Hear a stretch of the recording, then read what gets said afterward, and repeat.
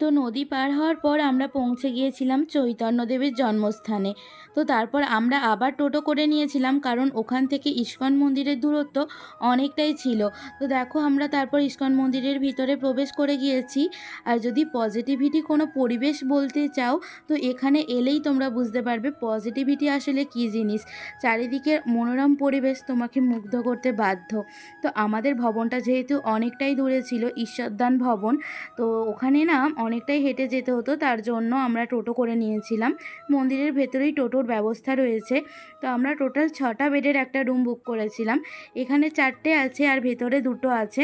তো তোমাদের কাছে একটাই রিকোয়েস্ট, প্লিজ সাবস্ক্রাইব করে যাও, ছোট ছোট ক্রিয়েটারদের পাশে দাঁড়াও, তারাও তোমাদের নতুনত্ব কিছু উপহার দিতে পারে। তো চলো, তারপরে দেখো এই যে মূর্তিটা দেখছো আঁকা আছে, এটা আমাদের রুমের একদম বিপরীত দিকের দেওয়ালে ছিল। তারপর আমরা খাওয়ার লাইনে দাঁড়িয়ে পড়েছিলাম। তো চলো, আজকের মতো